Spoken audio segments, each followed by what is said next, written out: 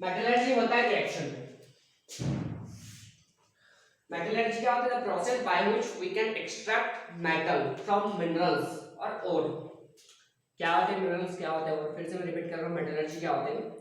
Metallurgy is the process by which we can extract metal from the ore और minerals. Minerals और ओर से metal को extract करने के प्रोसेस को क्या बोलते हैं? मेटलर्जी बोलते हैं। जैसे जो मेटल होता है ना, हम लोग को प्योर फॉर्म में ऐसे नहीं मिलता, उसको हम लोग को एक्सट्रैक्ट करना पड़ता है। जो मेटल होता है प्योर मेटल, वो हम लोग को ऐसे प्योर फॉर्म में नहीं मिलता है, उसको हम लोग खनिज नाम सुने होंगे तुम लोग कहीं ना कहीं, ये क्या बोलते हैं, एसएसटी में नाम सुने होंगे, मिनरल्स वगैरह। तो क्या होते हैं, हम लोग को मिनरल्स से क्या करना पड़ता है? मेटल को एक्सट्रैक्ट करना पड़ता है, निकालना पड़ता है।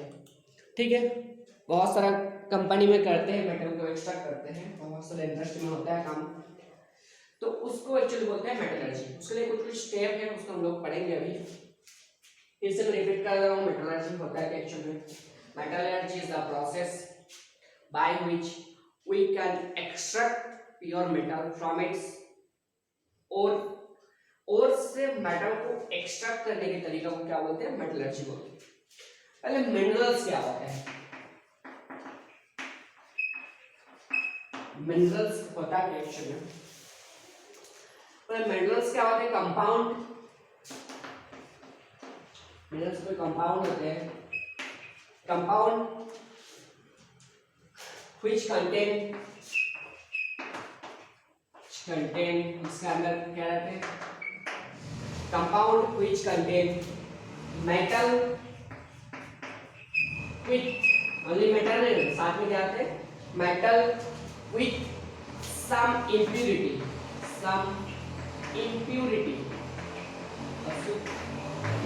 लाइक, कैसे impurity? Like sand, stone, rock etcetera. क्या होते हैं? Compound which contain metal, compound जिसके अंदर क्या होगा? मेटल रहेगा, साथ में क्या रहेगा? कुछ इम्प्यूरिटी भी रहेगा, कुछ इम्प्यूरिटी भी साथ में रहेगा, impurity like sand, stone, rock वगैरह। ठीक है, उसको क्या बोलते हैं? मिनरल्स बोलते हैं। फिर से बोल रहा हूँ, मिनरल्स मतलब क्या होता है? कि कंपाउंड होगा विच कंटेन, क्या है जिसके अंदर मेटल होगा, साथ में क्या होगा? विथ सम इम्प्यूरिटी, कुछ इम्प्यूरिटी भी, इम्प्यूरिटी मतलब क्या? अशुद्धि बोलते हैं जिसको हिंदी में, कुछ क्या बोलते हैं? अशुद्धि भी रहते हैं। जैसे क्या? सैंड प्योर मेटल का साथ में साथ कुछ ये सब भी मिला रहता है, सैंड, स्टोन, रॉक्स वगैरह मिला रहता है। ठीक है, वो सबसे हम लोग को क्या करना? प्योर मेटल को निकालना है, प्योर मेटल को क्या करना है? एक्सट्रैक्ट करना है। ठीक है, मेटलर्जी मतलब क्या है? तो फिर metallurgy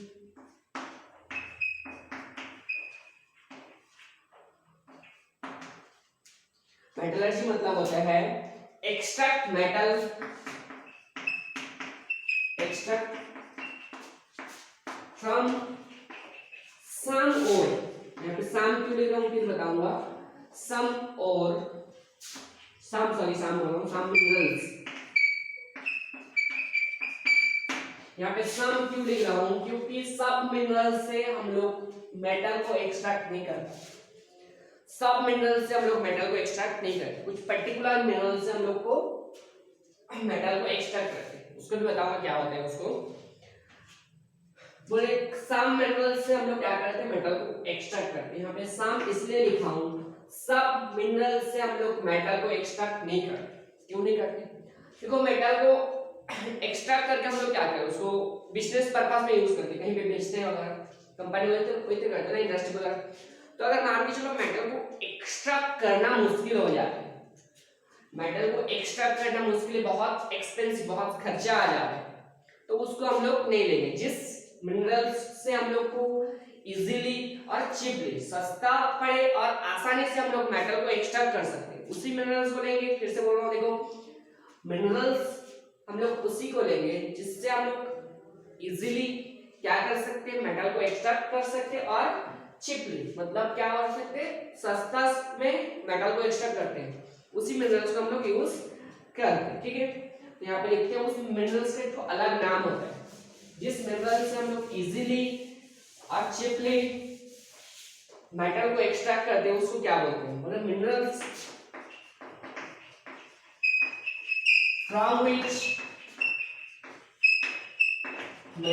from which metal can be extract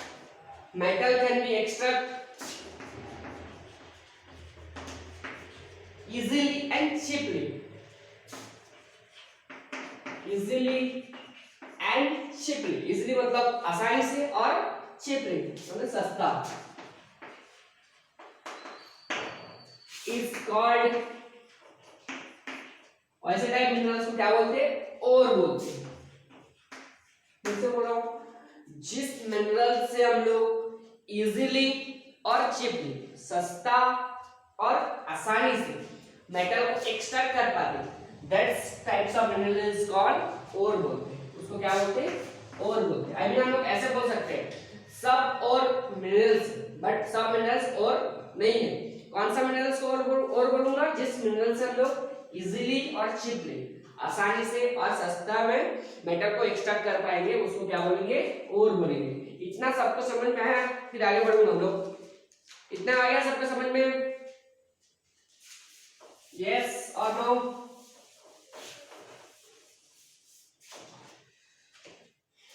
नहीं आया?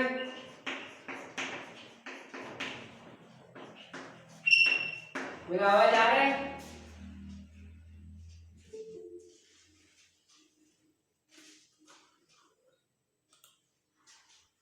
जितना पढ़ाया उतना समझ में आया अभी फिलहाल?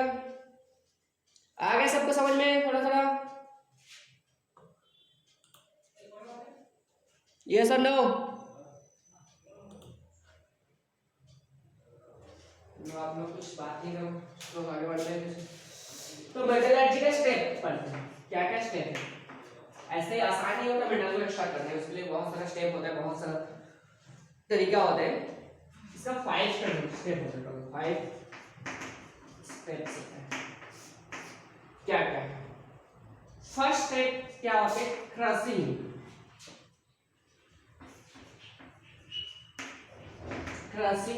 और ग्राइंडिंग और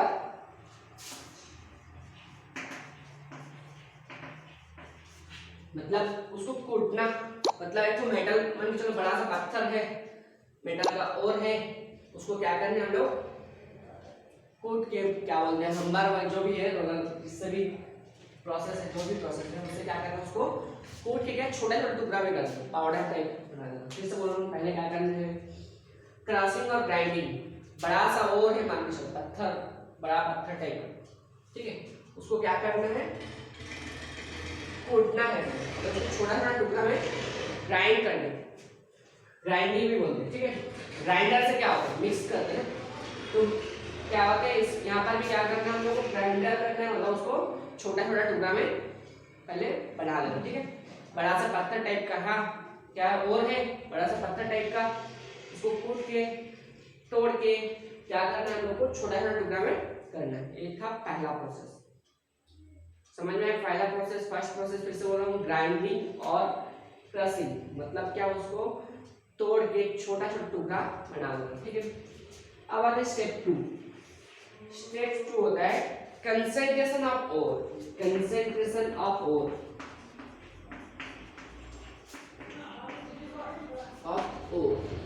इसके लिए बहुत सारे मेथड मैं बाद में बता रहा हूँ। कंसंट्रेशन ऑफ ओर मतलब क्या होता है? अगर ओर के अंदर थोड़ा बहुत जो भी इंप्योरिटी जितना हो सके उतना साफ कर दो। जैसे हम लोग देखोगे जब सोसाइटी से चावल आते हैं ना, क्या करते हैं? साफ करते हैं ना, थोड़ा बहुत जितना हो सके। वैसे टाइप यहाँ पर भी जितना हो सके उतना साफ करो। कंसंट्रेशन ऑफ ओर, पहले ग्राइंडिंग हो गया, उसको छोटा छोटा टुकड़ा में डिवाइड कर दे। उसके बाद क्या करना है? उसको कंसंट्रेशन जितना हो सके उतना साफ करो, जितना हो सके उतना इंप्योरिटी को अलग कर दो, ठीक है। जैसे मैं बोला हूँ अभी एग्जांपल, जैसे सोसाइटी से चावल आते हैं ना, उसमें क्या होता है? बहुत सारे कंकर रहते हैं, धान भी रहते हैं, उसको क्या जितना हो सके हम लोग साफ कर देते हैं ना। वैसे यहाँ पर भी कंसंट्रेशन में क्या होता है? साफ करना, जितना हो सके इंप्योरिटी को अलग कर दो। तीसरा प्रोसेस होता है, मैं इसको एक्सप्लेन करूंगा कितना कितना प्रोसेस है, क्या क्या प्रोसेस है उसके लिए। तीसरा प्रोसेस होता है conversion of ore, conversion of ore to, ore को किस में कन्वर्ट करेंगे, ore to metal oxide, metal oxide में कन्वर्ट करेंगे, मेटल ऑक्साइड। इसके लिए प्रोसेस से बताऊंगा बाद में। मेटल जो और था मेटल का, उसको किसमें, मेटल ऑक्साइड में कन्वर्ट करना। चौथा प्रोसेस है, देखो ऑक्साइड में हो गया, मान के चलो ये मेटल ऑक्साइड में आ गया।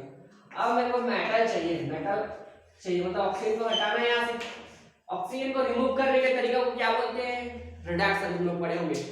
देखो यहाँ पे फिर से यहाँ पे लिख रहा हूँ, दे दिखेगा तो मेटल ऑक्साइड है, मेटल ऑक्साइड तो हम लोग को मेटल को चाहिए, मतलब ऑक्सीजन को यहाँ से हटाना है। Removal of oxygen is called reduction, पढ़े हो तुम लोग, removal of oxygen is called reduction. तो इसमें क्या करना है हम लोग को, रिडक्शन करना, ऑक्साइड बच जाएगा, उसके बाद मेटल चाहिए, हम लोग को क्या करना है, रिडक्शन करना।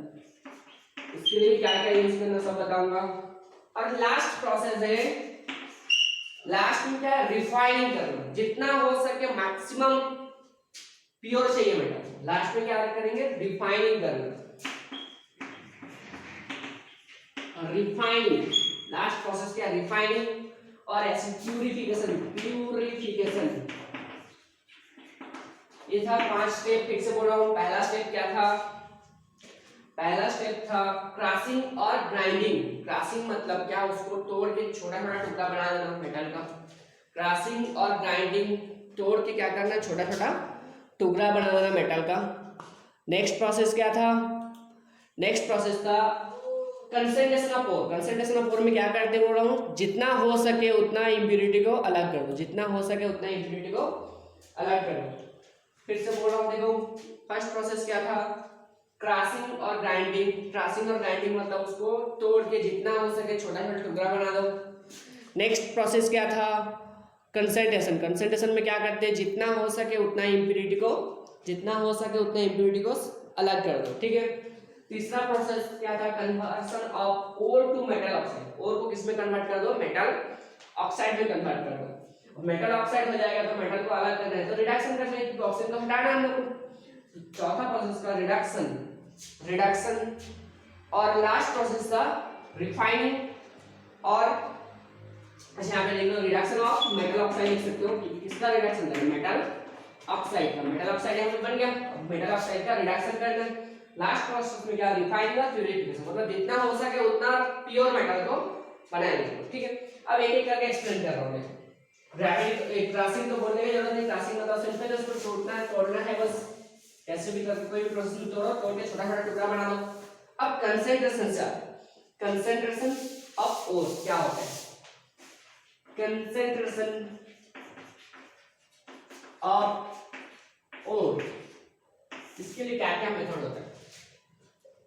कंसंट्रेशन ऑफ ओर में मतलब क्या होता है, जितना हो सके उतना इम्प्योरिटी को क्या कर दो, अलग कर दो, जितना हो सके उतना इम्प्योरिटी को अलग कर दो। तो फर्स्ट मेथड क्या है इसका, ग्रेविटी सेपरेशन मेथड, और हाइड्रोलिक मेथड भी बोलते हैं। ग्रेविटी सेपरेशन मेथड,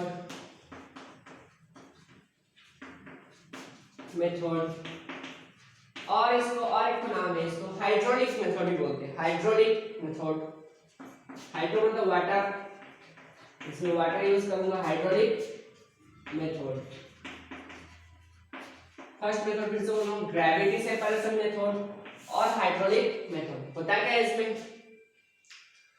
मुझे तो इंक्लाइन प्लेन टाइप बना दो, इसमें क्या है, तो इंक्लाइन प्लेन बना दो। अच्छा ऐसे है,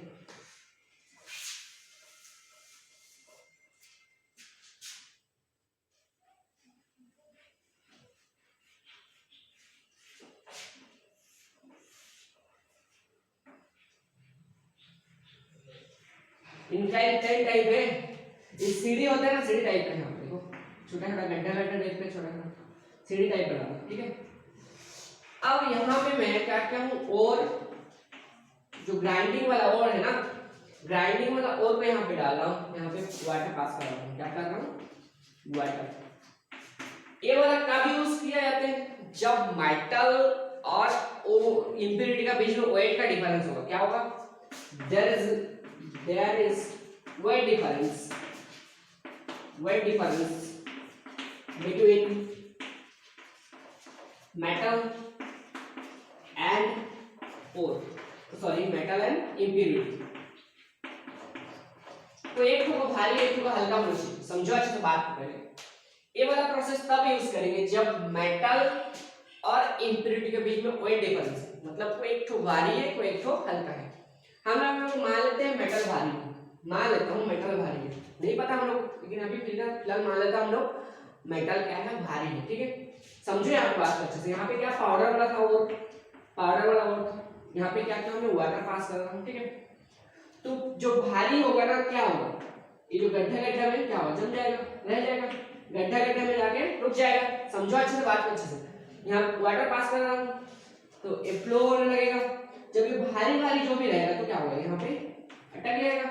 लेकिन जो हल्का है पानी का के साथ साथ क्या होगा, बहते जाके यहाँ पे आके जमा होगा, यहाँ पे क्या होगा, इम्प्योरिटी जमा होगा। फिर से बोलो, देखो यहाँ पे क्या क्या इंक्लाइन प्लेन टाइप दिख रहा है, सीढ़ी टाइप दिख रहा है, देखो इसमें क्या है, छोटा छोटा गड्ढा गड्ढा टाइप का दिख रहा है। यहाँ पे क्या किया हूं मैं, ओर वाला जो पाउडर वाला ओर था ना, आई मीन क्रशिंग के बाद जो पाउडर वाला ओर था उसको यहाँ पे दिया हूं, ठीक है। उसके बाद क्या करूं, ऊपर से वाटर पास कर रहा हूं, ऊपर से वाटर पास कर रहा हूं, तो वाटर के साथ क्या होगा, ये भी जाता रहेगा, ठीक है। लेकिन यहाँ पे मेटल क्या थोड़ा सा भारी है, तो मेटल पार्टिकल सब यहाँ पे जमा हो जाएगा, और जो हल्का है इम्प्योरिटी वो क्या होगा, पानी के साथ वाटर के साथ आके यहाँ पे आ जाएगा। समझ में आया ये वाला प्रोसेस, समझो अच्छे से, फिर से बोल रहा हूँ। यहाँ पे कब यूज करेंगे, जब there will be mass difference, I mean weight difference between metal और इम्प्योरिटी, मेटल और इम्प्योरिटी के बीच में वेट का डिफरेंस होगा, कोई एक तो भारी होगा कोई एक तो हल्का होगा। यहाँ पे हम लोग मान लिया हूँ मेटल भारी है, तो मेटल भारी होगा तो मेटल यहाँ पे रह जाएगा, और हल्का चीज क्या होगा, पानी के साथ वाटर के साथ नीचे आ जाएगा, नीचे आके यहाँ पे जम जाएगा। समझ में आया इतना, यस और नो जल्दी बताओ, बताना है तो जल्दी बताओ, समझ में आया कि नहीं, फिर आगे बढ़ेंगे। नेक्स्ट प्रोसेस में आ जाते हैं। नेक्स्ट प्रोसेस है magnetic separation, magnetic separation. Next है मैग्नेटिक सेपरेशन।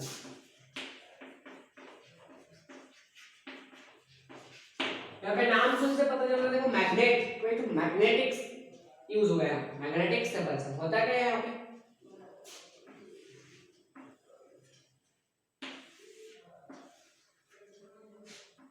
द बेल्ट है, ठीक है, ये मूवेबल बेल्ट है ना,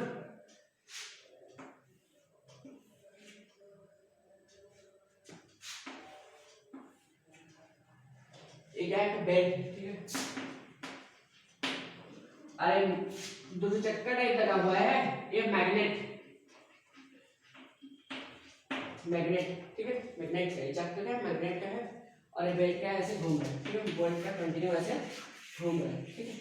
अब यहाँ पे मैं क्या किया हूँ, ओर को डाल दिया, जो पाउडर वाला ओर है ना, ओर को डाल दिया। अब इसमें कौन सा ओर यूज किया जाता है, जिसमें मैग्नेटिक सब्सटेंस है, जिसमें क्या होगा, मेटल मैग्नेटिक हो, आई मीन आयरन वाला, आयरन एक्सट्रैक्ट करने में यूज हुआ है, ठीक है। आई मीन जिस मेटल क्या होगा, मैग्नेटिक, मैग्नेट से क्या किया, अट्रैक्ट कर, मैग्नेटिक, और इम्प्योरिटी नॉन मैग्नेटिक। इम्प्योरिटी क्या होना चाहिए, नॉन मैग्नेटिक। अब लिख देता हूं, इम्प्योरिटी क्या है यहाँ पे, impurity non magnetic substance, non magnetic, ठीक है। और मेटल क्या, मैग्नेटिक, मेटल क्या है, मैग्नेटिक, मेटल मैग्नेटिक, मतलब मेटल को मैग्नेट चिपक लेगा और चिपक जाएगा मेटल मैग्नेट में, और इम्प्योरिटी को नहीं चिपकेगा क्योंकि नॉन मैग्नेटिक। अब होता है क्या है, समझो, यहाँ पे पाउडर वाला और डाला, ये बेल्ट है, घूम रहा है पूरा, ठीक है, घूम रहा है, यहाँ पे क्या होगा, जितना सारा मेटल इसमें चिपक जाएगा, ठीक है, मेटल क्या होगा, चिपक जाएगा। समझो अच्छे से बात, यहाँ पे मैं बेल्ट पे यहाँ पे डाल रहा हूँ, ठीक है, क्या पाउडर वाला और को यहाँ पे डाल दिया, ठीक है, तो क्या मूव हुआ, बेल्ट मूव होगा तो ये भी आएगा, ठीक है। तो जितना सारा magnetic substance, I mean metal क्या होगा, इसमें चिपक जाएगा बेल्ट में, बाकी जो इम्प्योरिटी क्या होगा, यहीं पे आके गिर जाएगा, क्योंकि वो तो मैग्नेटिक नहीं है, इधर आके क्या होगा, गिर जाएगा, इसमें क्या होगा, इम्प्योरिटी जमा हो जाएगा, इम्प्योरिटी जमा होगा।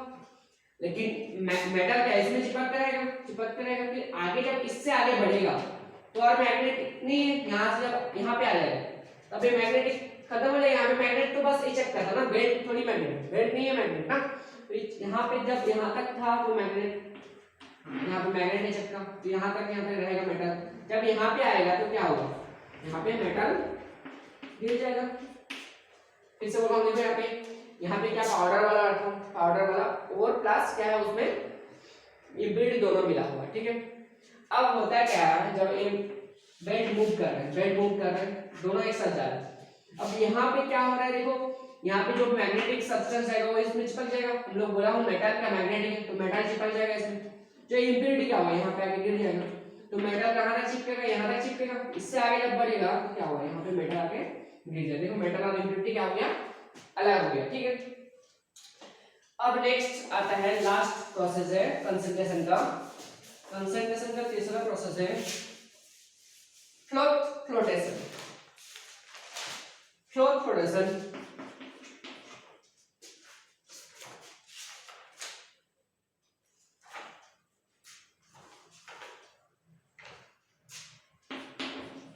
फ्लोटेशन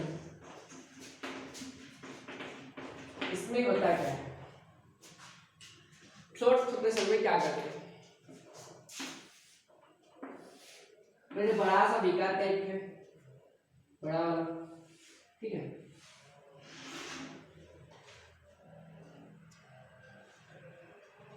अब करते क्या है इसमें पाइन ऑयल डालते हैं, पाइन ऑयल डालते हैं, ठीक है। ऑयल डालते हैं और इसको क्या करना, स्टेयर करो, अच्छे से स्टेयर करो। जैसे सर्फ एक्सेल देखो ना, सर्फ एक्सेल जब कपड़ा धोते हैं सर्फ एक्सेल को डाल के हम लोग अच्छे से स्टेयर करते हैं, क्या होता है क्लॉथ बनता है ना, ऊपर में झाग बनता है, ठीक है। तो यहाँ पर भी क्या करना है, ऑयल डाल दो। ऑयल डालोगे तो क्या होगा, उसको अच्छे से स्टेयर करूंगा तो झाग बनेगा, झाग बन के यहाँ पे ऐसे जमा होगा। अब मैं क्या क्या हूँ, मैं और प्लस इम्प्यूरिटी को इसमें डाल दूंगा, इम्प्यूरिटी डाल दूंगा। अब ये वाला प्रोसेस यूज कब किया जाता है, जब कोई एक टून ऑयल को लाइट करे और एक तो वाटर लाइट करे। यहाँ पे क्या ऑयल और वाटर दोनों, ऑयल को डाल के अच्छे से उसको स्टेयर कर दिया हूँ तो झाग बन के ऊपर जमा हो गया, ठीक है। जैसे सर्फ एक्सेल बोला हूँ, वाटर में देखो अच्छे से अगर घोल दोगे तो क्या होता है, झाग बन के ऊपर आ जाते हैं ना। तो यहाँ पर क्या होता है, ऑयल और वाटर है, ठीक है, दोनों को अच्छे से स्टेयर किया हूँ। बोले कौन सा किस मेटल के यूज किया जाता है, कब यूज होगा, जब कोई एक ठो ऑयल को लाइट करे, कोई एक ठो मेटल को लाइट करे। क्या बोलते, कोई एक ठो ऑयल को लाइट करे, कोई एक ठो वाटर को लाइट करे। मान के चलते ऑयल को मेटल लाइट करना है, मेटल उसको लाइट करना है, ठीक है, और वाटर को कौन, इम्प्यूरिटी लाइट करना है। मान लेता हूं मैं ऑयल को कौन लाइट कर रहा है, मेटल लाइट कर रहा है, और वाटर को कौन लाइट कर रहा है, इम्प्यूरिटी। अब इसमें डाल दिया हम और इम्प्यूरिटी मिला के, तो जितना सारा मेटल है क्या होगा, ये सब ऑयली पार्ट है, ऑयली पार्ट, क्योंकि झाग जिसमें ऑयली पार्ट देखो ना क्या होता है, जब मिल्क को बहुत अच्छे से स्टेयर कर दो तो ऊपर में ऑयली दिख जाता है।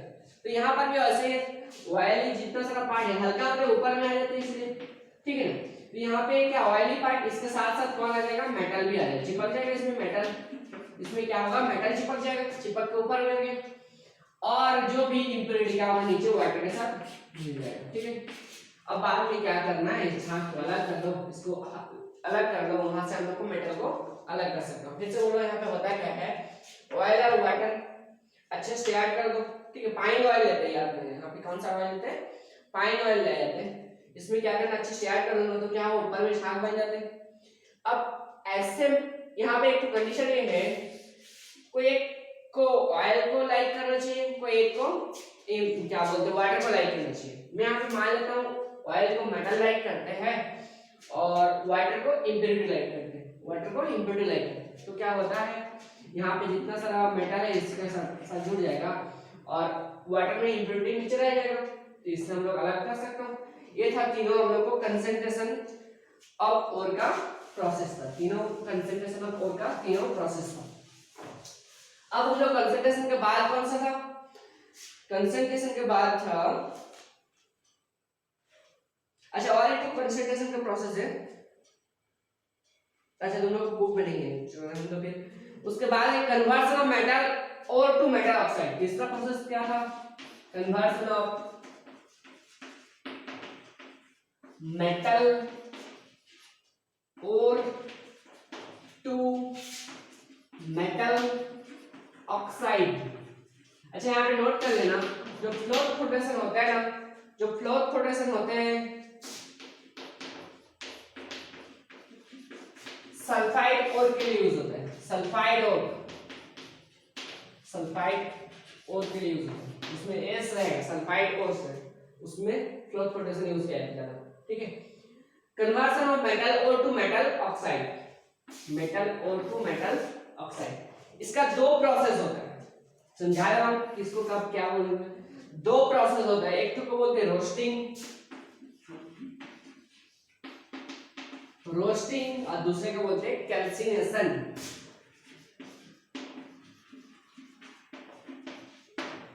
एक तो बोलते हैं रोस्टिंग, एक तो बोलते हैं कैल्सिनेशन, मतलब इसको जलाना है एक्चुअली ना, किसके प्रेजेंस में, एक बार ऑक्सीजन का प्रेजेंस में और एक बार ऑक्सीजन का एब्सेंस में। कब ऑक्सीजन का प्रेजेंस में होगा, कब ऑक्सीजन का एब्सेंस में होगा, वो भी समझा रहा हूं, देखो अच्छे समझना। इसमें करना क्या हम लोग को, मेटल और को मेटल ऑक्साइड में कन्वर्ट करना, मेटल और को मेटल ऑक्साइड में कन्वर्ट करना। दो तरीका है, एक होते हैं रोस्टिंग और एक होते हैं कैल्सिनेशन। तो रोस्टिंग किसके लिए यूज किया जाता है, पूरा सल्फाइड और के लिए, सल्फाइड और के लिए, सल्फाइड और के लिए यूज किया जाता है। क्यों बता रहा हूँ, समझा भी दे रहा हूँ, सब याद रहेगा अच्छे से। सल्फाइड और के लिए क्या रोस्टिंग यूज किया जाता है, और कार्बोनेट और के लिए, कार्बोनेट और के लिए क्या यूज किया जाता है, कैल्सिनेशन। देखो सल्फाइड और रोस्टिंग, एस सल्फाइड, इसलिए क्या रोस्टिंग प्रोसेस किसके लिए, सल्फाइड और के लिए यूज किया जाता है, एस मैच है। कैल्सिनेशन और कार्बोनेट, कैल्सिनेशन किसके लिए, कार्बोनेट और के लिए यूज किया जाता है, कार्बोनेट और के लिए कैल्सिनेशन यूज किया जाता है, और सल्फाइड और के लिए क्या यूज किया जाता है, रोस्टिंग यूज किया जाता है। अब यहाँ पे एक तो सल्फाइड और लिखूंगा तब आप लोग खुद समझ में आएगा आप लोग को कब ऑक्सीजन यूज होता है, किसमें ऑक्सीजन यूज नहीं होता है। सल्फाइड और मान के चलो जिंक सल्फाइड, ठीक है, और कार्बोनेट और है मान के चलो CO3। समझो अच्छे से, मेरे को ऑक्साइड चाहिए, मेटल का ऑक्साइड, मतलब metal with oxygen, metal with oxygen साथ में रहे। इसमें देखो ऑक्सीजन है क्या, जिंक सल्फाइड में कहीं पे ऑक्सीजन दिख रहा है, नहीं दिख रहा है, तो हम लोग को एयर सप्लाई करना है, इसमें ऑक्सीजन को सप्लाई करना है। फिर से बोलो, देखो यहाँ पे एक टू में प्रेजेंस ऑफ ऑक्सीजन होता है, एक to absence of oxygen. Difference आ सकता है रोस्टिंग और कैल्सिनेशन। रोस्टिंग कहां पे होती है, सल्फाइड और के लिए होता है, और कैल्सिनेशन किसके लिए, कार्बोनेट और के लिए होता है। और एक तो क्या होता है, इन प्रेजेंस ऑफ ऑक्सीजन होते हैं, और एक तो इन एब्सेंस ऑफ ऑक्सीजन होते हैं। किसमें प्रेजेंस ऑफ ऑक्सीजन, किसमें एब्सेंस ऑफ ऑक्सीजन, उसको कैसे समझोगे। देखो सल्फाइड और इसको मेरे को ऑक्साइड करना है, हम लोग को टारगेट क्या है, उसको ऑक्साइड करना है, मतलब मेटल विद ऑक्सीजन। तो यहाँ पे ऑक्सीजन कहीं पे नहीं दिख रहा है, तो हम लोग को ऑक्सीजन अलग से ऐड कर रहा हूं, मतलब एयर प्रेजेंस ऑफ क्या हो है, एयर ऑक्सीजन को ऐड कर रहा हूं, तो क्या होगा, जिंक ऑक्साइड बन जाएगा, ठीक है। मतलब इन प्रेजेंस ऑफ क्या हो रहे हैं, in presence of oxygen, presence of oxygen होता है, ये ऑक्सीजन का प्रेजेंस में होते हैं। अब इसमें देखो पहले से ऑक्सीजन है, पहले से ऑक्सीजन है, बस इसको हीट कर दो, कैल्शियम ऑक्साइड सिंपल हीट करना है। ये क्या होता है, इसमें ऑक्सीजन का जरूरत नहीं पड़ता, in absence of oxygen, absence of oxygen, in absence of air होते हैं। फिर से बोल रहा हूं, देखो रोस्टिंग और कैल्सिनेशन दोनों लगभग सेम है, दोनों में हम लोग को करना क्या है, और को ऑक्साइड में कन्वर्ट करना था, मेटल ऑक्साइड में। तो रोस्टिंग एस से सल्फाइड और के लिए यूज होता है, कैल्सिनेशन कार्बोनेट और के लिए यूज होता है। अब देखो सल्फाइड और को हम लोग को ऑक्साइड में कन्वर्ट करना है, यहाँ पे ऑक्सीजन नहीं था इसलिए एयर ऐड किया, इसलिए ये इन प्रेजेंस ऑफ ऑक्सीजन होता है। कार्बोनेट और में पहले से ऑक्सीजन है, इसलिए ऑक्सीजन का एब्सेंस में होते हैं, ऑक्सीजन हम लोग ऐड नहीं करते, सिंपल इसको हीट कर दोगे तो क्या हो जाएगा, ऑक्साइड और में कन्वर्ट हो जाएगा। ये था हम लोग को conversion of metal ore to metal oxide के दो प्रोसेस, फर्स्ट रोस्टिंग, दूसरा कैल्सिनेशन। अब आते हैं तीसरा fourth process, I mean oxide आ गया, हम लोग को क्या करना है, ऑक्सीजन को हटाना है, I mean reduction process. Next आता है reduction of metal oxide. Fourth process क्या है, reduction of metal oxide, metal oxide का रिडक्शन करूंगा। क्या क्या यूज किया जाता है, देखो मैं लिखता हूं मेटल ऑक्साइड, कॉपर ऑक्साइड वगैरह, कॉपर ऑक्साइड। तो यहाँ पे रिडक्शन के लिए क्या क्या रिएजेंट यूज किया जाता है, अच्छे से याद रखना। कार्बन, आई मीन इसको कोक बोलते हैं, कार्बन को क्या कोक बोलते हैं, कार्बन यूज कर सकता हूँ, क्या हो जाएगा कार्बन मोनोऑक्साइड, और यहाँ पे कॉपर को अलग कर दिया मेटल। और क्या यूज कर सकते हैं, जैसे कॉपर ऑक्साइड, इसमें और यूज कर सकते हो तुम carbon monoxide, carbon monoxide use कर सकता हूँ, क्या कर देगा कार्बन डाइऑक्साइड में कन्वर्ट हो जाएगा, कॉपर अलग हो जाएगा। और यूज कर सकता हूँ हाइड्रोजन गैस यूज कर सकता हूँ, CuO plus H2O plus Cu। ये सब को क्या बोलते हैं, रिड्यूसिंग एजेंट। इन लोग रिडक्शन करने के लिए यूज हो रहा है, इसको क्या बोलते हैं reducing agent, reducing agent use करना है। ये सब अच्छे से याद रखना, क्या कौन कौन सा रिड्यूसिंग एजेंट यूज करते हैं, कॉपर बोलो, कार्बन मोनोऑक्साइड और हाइड्रोजन को क्या करते हैं रिड्यूसिंग एजेंट का काम करते हैं। देख लेते अब देखो ऐसा नहीं है जो सब मेटल के तीनों यूज करूंगा, अलग अलग मेटल के लिए अलग अलग केस भी बता रहा हूँ। मैक्सिमम केस में क्या होता है कार्बन मोनोऑक्साइड, कार्बन और हाइड्रोजन को क्या करते हैं रिड्यूसिंग एजेंट के रूप में यूज किया जाता है। अब मैं कुछ एग्जांपल दूंगा, कुछ बताऊंगा, कोई पर्टिकुलर मेटल ना ऐसे सिंपल हिट करूंगा तो रिड्यूस हो जाता है। यहाँ पे पैसा रखो कैसे, जिंक ऑक्साइड, इसको ओनली कार्बन में रिड्यूस होता है, बाकी किसी में नहीं, किसी में भी नहीं होते, ओनली कार्बन में रिडक्शन होता है। इसका क्या होता है zinc plus carbon monoxide, zinc oxide याद रखोगे ओनली कार्बन है, इनको में रिड्यूस कर सकते हैं। जैसे सिल्वर, मरकरी,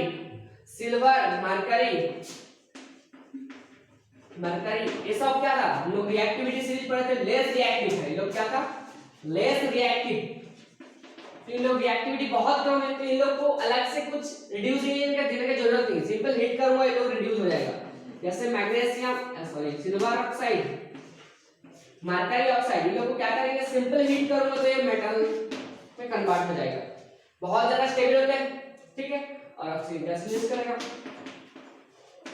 बहुत ज्यादा क्या है अनस्टेबल बोल रहा हूं, अनस्टेबल है, तो इन लोग को अलग से रिड्यूसिंग एजेंट देने की जरूरत नहीं, इन लोग बहुत ज्यादा अनस्टेबल, आसानी से क्या होगा मेटल में कन्वर्ट हो जाएगा। अब जब बहुत ज्यादा रिएक्टिव मेटल होते हैं, बहुत ज्यादा रिएक्टिव मेटल, तब क्या होगा, अगर मान के चलो पोटेशियम, सोडियम,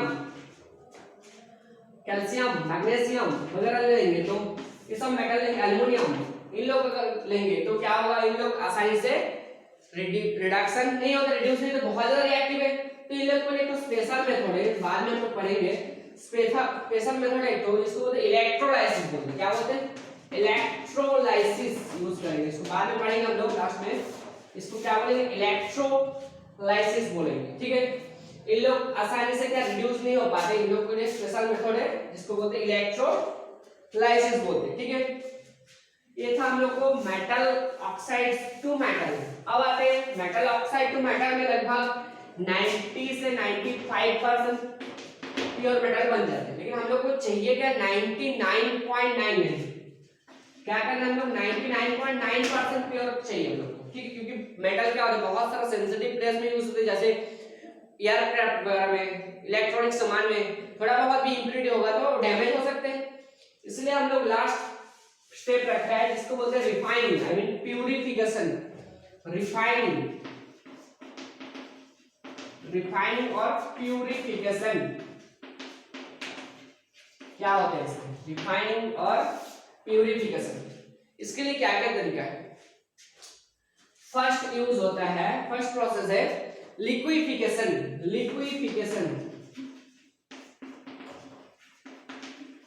क्या यूज होगा लिक्विफिकेशन, तो लिक्विफिकेशन के लिए क्या कंडीशन है, जब मेटल का मेल्टिंग पॉइंट लेस होगा, जब मेटल का मेल्टिंग पॉइंट कम होगा, क्या करते हैं उसमें तो मान के चलो यहाँ पे मेटल और इम्प्योरिटी दोनों मिक्सिंग है, ठीक है, मिला हुआ है। हम लोग इसको लिक्विड में कन्वर्ट करते हैं, मतलब हीट कर दो इसको, समझो अच्छे से, हीट करूंगा। मेटल का मेल्टिंग पॉइंट बहुत कम है, तुरंत मेल्ट होगा, मेल्ट होके क्या होगा, वेपराइज हो जाएगा। फिर से समझा रहा हूँ, देखो अच्छा देखो यहाँ पे क्या हो रहा है। तो जब मेटल का क्या होता है, मेल्टिंग पॉइंट कम होता है तब लिक्विफिकेशन यूज किया जाता है। मुझे क्या करना है, तो कंटेनर है, इसमें मेटल और क्या बोलते हैं इम्प्योरिटी दोनों मिला हुआ है, ठीक है। तो अब करते क्या है, इसमें इसको हीट कर गर्म करो, तो मेटल का मेल्टिंग पॉइंट कम है, तो वेपर क्या होगा, मेल्ट हो जाएगा तुरंत, वेपराइज होगा, वेपर फॉर्म में जाके यहाँ पे आ गया, ठीक है। उसके बाद कंडेंस कर लो, उसके बाद ठंडा कर लो। यहाँ पे इम्प्योरिटी नहीं जाएगा, इम्प्योरिटी का मेल्टिंग पॉइंट ज्यादा है, इम्प्योरिटी का मेल्टिंग पॉइंट क्या करना है, यहाँ पे मेल्टिंग पॉइंट ऑफ इम्प्योरिटी क्या होना चाहिए, यहाँ पे तभी यूज करेंगे, इज मोर होना चाहिए, ज्यादा होना चाहिए। इम्प्योरिटी का मेल्टिंग पॉइंट ज्यादा होना चाहिए, इसका मेटल का मेल्टिंग पॉइंट कम होना चाहिए। मेल्टिंग पॉइंट कम है, थोड़ा सा हीट में पिघल गया, पिघल जाएगा तो क्या होगा, वेपर फॉर्म में जाएगा, जाके यहाँ पे जमा हो गया, उसको बाद इसको ठंडा कर लो, मेटल अलग हो गया, इम्प्योरिटी अलग हो गया, ठीक है। अब आते हैं नेक्स्ट प्रोसेस है जो बहुत बहुत इंपॉर्टेंट है, इलेक्ट्रोलाइटिक प्रोसेस, इलेक्ट्रोलिसिस कैसे करते हैं उसको। नेक्स्ट प्रोसेस है इलेक्ट्रो रिफाइनिंग बोलते हैं इसको, इलेक्ट्रो रिफाइनिंग।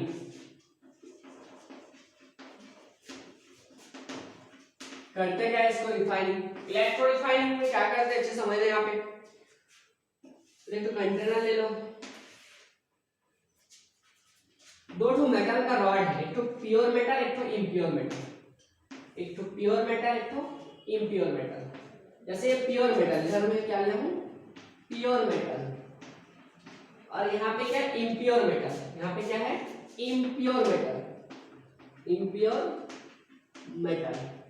यहाँ पे क्या प्योर मेटल लिया, इसमें ज्यादा इलेक्ट्रो रिफाइनिंग कॉपर के लिए यूज किया है, मैं बहुत यूज करते हैं कॉपर के लिए। यहाँ पे मान के चलते प्योर कॉपर, क्या है, प्योर कॉपर, और यहाँ पे क्या इम्प्योर कॉपर, इम्प्योर कॉपर कहते हैं, ठीक है। यहाँ पे क्या प्योर कॉपर है रॉड, और यहाँ पे इम्प्योर कॉपर का रॉड। प्योर कॉपर तो हम लोग, प्योर जो कॉपर है उसको हम लोग कैथोड में यूज करते हैं। कैथोड क्या होता है बता रहा हूँ, कैथोड, कैथोड यूज होता है, और इम्प्योर कॉपर को एनोड होता है, क्या बोलते हैं, एनोड होता है। इम्प्योर कॉपर को क्या बोलते हैं, एनोड के रूप में यूज करना। अब इसको ना बैटरी के साथ जोड़ करना। एनोड में क्या होता है, पॉजिटिव चार्ज होता है, एनोड में क्या होता है, पॉजिटिव चार्ज होता है, और कैथोड में क्या, नेगेटिव चार्ज। तो बैटरी का जोड़ दो पॉजिटिव के साथ और नेगेटिव के साथ, ये नेगेटिव है, ये पॉजिटिव है, ठीक। अब होता क्या है, जो इम्प्योर, और इसमें क्या डालते हैं, इलेक्ट्रोलाइट डालते हैं, इसी मेटल का इलेक्ट्रोलाइट, तो कॉपर या तो कॉपर सल्फेट डाल देते हैं, इसमें तो इलेक्ट्रोलाइट डाल देते हैं इसी मेटल को, तो कॉपर लिया था, कॉपर का एक्सट्रैक्ट करा तो कॉपर सल्फेट डाला, ठीक है। अब होता क्या है, यहाँ पे जो इम्प्योर मेटल वो क्या करेगा, इम्प्योर मेटल यहाँ पे मैं बता रहा हूँ, पॉजिटिव मतलब क्या, एनोड होते हैं, एनोड में क्या रिएक्शन होता है, एनोड में होता क्या है, एनोड में ऑक्सीडेशन होता है। ऑक्सीडेशन मतलब क्या होता है, लॉस ऑफ इलेक्ट्रॉन, जिसको आप लोग पहले बाद में पढ़ोगे अच्छे से, लॉस ऑफ इलेक्ट्रॉन क्या बोलते हैं, ऑक्सीडेशन बोलते हैं, जो किसमें होता है, एनोड में होता है, एनोड में होता है।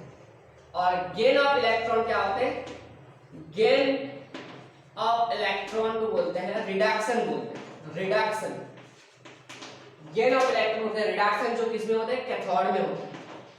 याद कैसे करोगे उसके लिए तरीका बता रहा हूं, देखो यहाँ पे PaO, P मतलब पॉजिटिव, A मतलब एनोड, और O मतलब ऑक्सीडेशन। मतलब एनोड में क्या होता है, पॉजिटिव चार्ज होता है, और क्या होते हैं उसमें ऑक्सीडेशन होता है। तो कैसे होते हैं, कॉपर क्या करेगा, दो इलेक्ट्रॉन छोड़ के, यहाँ पे लिखा हूं मैं, कॉपर क्या करेगा, दो इलेक्ट्रॉन रिलीज कर देगा, लॉस ऑफ इलेक्ट्रॉन होता है, बोला तो क्या होता है, एनोड में लॉस ऑफ इलेक्ट्रॉन होता है, ऑक्सीडेशन होता है।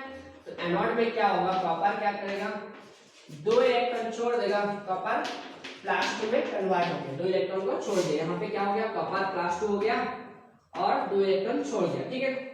अब समझो जब कोई भी स्पेसिस आयन फॉर्म में रहते हैं, तो सबसे प्योरेस्ट फॉर्म होते हैं, सबसे प्योरेस्ट फॉर्म में होते हैं। यहाँ पे समझो, यहाँ पे क्या हो गया, पहले कॉपर इम्प्योर कॉपर था, वो प्योर नहीं था, इम्प्योर था। जब ये आयनिक फॉर्म में हो गया, क्या हो गया, कॉपर 2 इलेक्ट्रॉन छोड़ के, इलेक्ट्रॉन छोड़ते तो क्या होगा, पॉजिटिव चार्ज लगते हैं, 2 इलेक्ट्रॉन छोड़ा इसलिए +2 इलेक्ट्रॉन छोड़ के क्या हो गया, Cu+2 आयन में आ गया, आयन में आ गया, सॉल्यूशन बिल्कुल गया, ठीक है। अब देखो जब आयन में आता है तो क्या होता है, प्योर फॉर्म होता है। आयन क्या होता है, सबसे प्योरेस्ट फॉर्म होते हैं। कोई भी मेटल का आयनिक फॉर्म क्या होता है, सबसे प्योरेस्ट फॉर्म होता है। ये प्योर हो गया। अब क्या करेंगे, जो कॉपर +2 ना 2 इलेक्ट्रॉन गेन कर लेगा, यहां से ना 2 इलेक्ट्रॉन क्या कर लेगा, गेन कर लेगा, जो क्या होता है कैथोड में होता है रिएक्शन। कैथोड में क्या होगा, कॉपर +2 क्या करेगा, 2 इलेक्ट्रॉन को गेन कर लेगा, यहां से गेन करके क्या करेगा, कॉपर बना देगा। तो क्या करेगा, ये यहाँ पे आएगा, जब कॉपर हम पे क्या के 2 इलेक्ट्रॉन यहाँ से ले लेगा और कॉपर बना देगा, कॉपर बना के इसका पास में जमा होते जाएगा, कॉपर हो के। और ये पहले से प्योर कॉपर था, कोई दिक्कत नहीं, यहाँ पे जमा हो जाएगा। तो कॉपर थोड़ा थोड़ा जो रॉड है थोड़ा क्या होता है, थिक होते जाएगा, मोटा होते जाएगा, ठीक है। ये रॉड का धीरे धीरे मोटा हो जाएगा, क्योंकि इसके पास में क्या होगा, ये कॉपर प्योर कॉपर आके जमा होते जाएगा। ये था हम लोग को इलेक्ट्रो रिफाइनिंग प्रोसेस। क्या था, electro refining process, I mean electrolysis. अच्छा ये भी बता देता हूं, कैथोड में क्या होता है, कैथोड में कैसे याद रखोगे, कैथोड में ऐसे याद रखना, NCR, N मतलब नेगेटिव,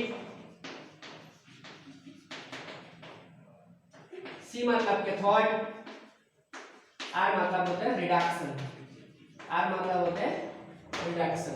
फिर से बोलो, N मतलब नेगेटिव और C मतलब कैथोड और R मतलब क्या होता है, रिडक्शन। ओके, याद रखने का तरीका इसको। अब आता है, ये हो गया आप लोग को। लास्ट है zone refining, last refining process है जोन रिफाइनिंग प्रोसेस। क्या होता है, जोन रिफाइनिंग मेथड।